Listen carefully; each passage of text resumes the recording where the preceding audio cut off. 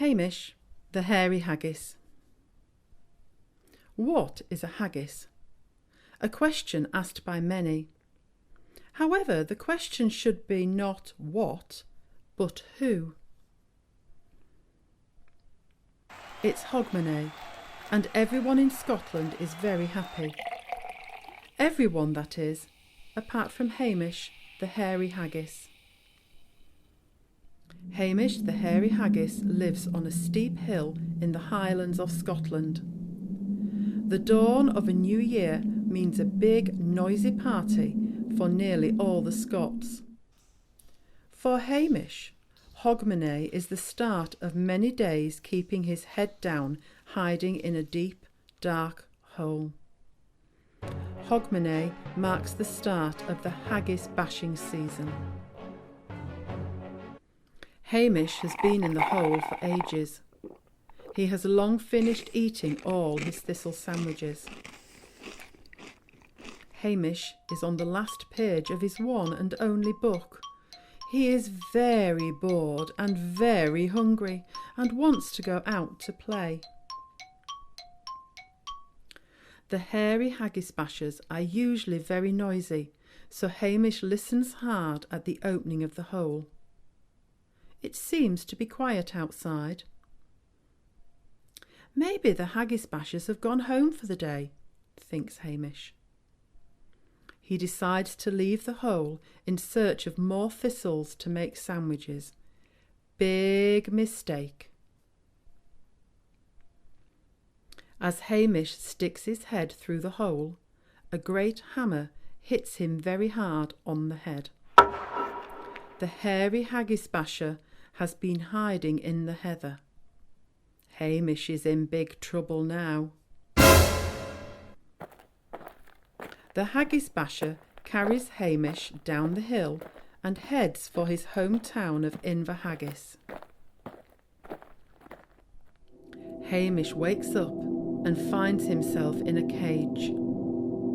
Beside him in the cage are some very smelly turnips, called neeps, and some very dirty old potatoes, known as tatties. Hamish is a bit groggy, but climbs over a neep to peep through the bars of the cage. What he sees in the vast room beyond makes him tremble with fear.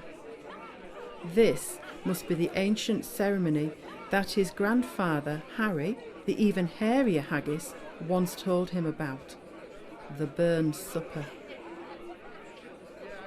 In the big room, hairy haggis bashers and mashers are dancing together. The mashers wear long, colourful skirts, and the bashers wear short, colourful skirts.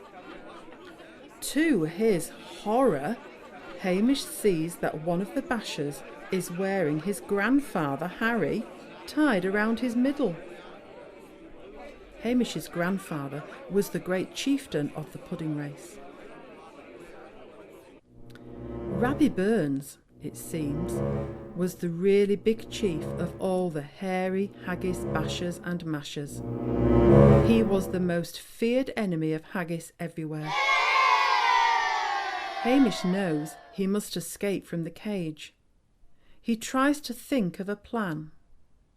Then from the vast hall comes a cry, "Bring in the haggis! Bring in the haggis!"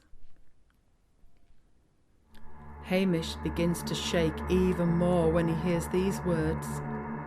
On the day of his 5th birthday, his grandfather, Harry, the hairier haggis and the great chieftain of the pudding race, told him all about the haggis bashers and their very odd ways. Harry told Hamish that if he ever heard the words Rabbie Burns, he should run for his life. The screeching music stops, and the bashers and mashers sit down at long tables. The chief haggis basher stands up and starts to shout loudly in a language that Hamish does not understand. After a very long time, the big chief raises his glass and everyone begins chanting, "Rabbie Burns." Hamish sees one of the hairy haggis bashers pick up what looks like a baby haggis basher. He blows on one of its spindly legs, and from the baby haggis basher comes a horrible, high-pitched howling. The terrible noise makes Hamish and the tatties cover their ears.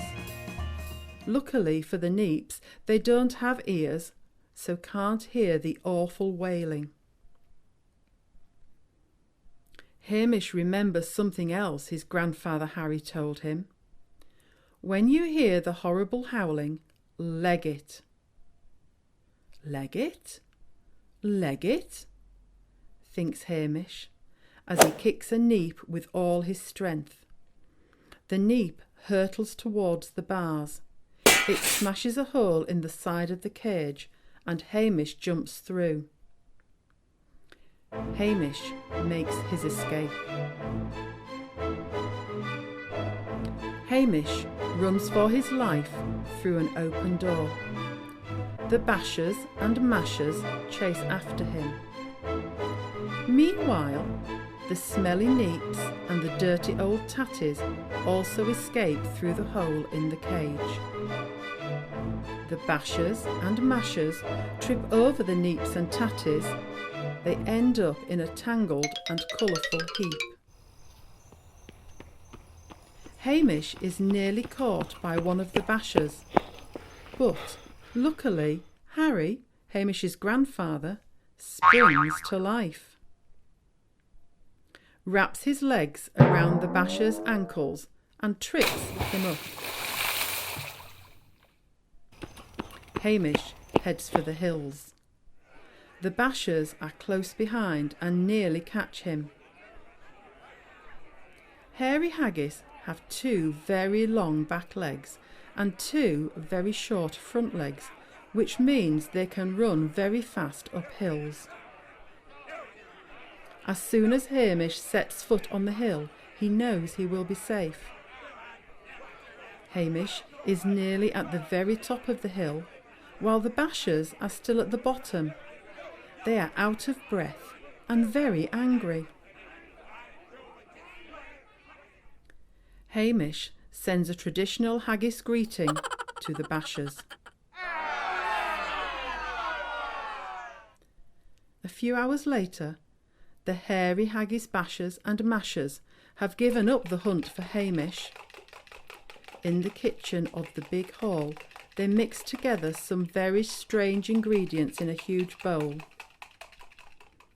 Later, they sit down and try to pretend to their guests that this odd, gooey mess is real haggis.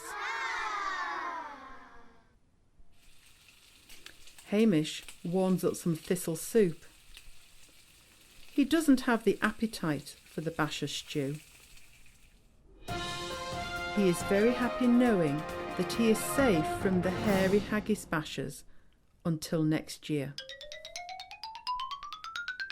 So now you know the true story of Hamish the hairy haggis.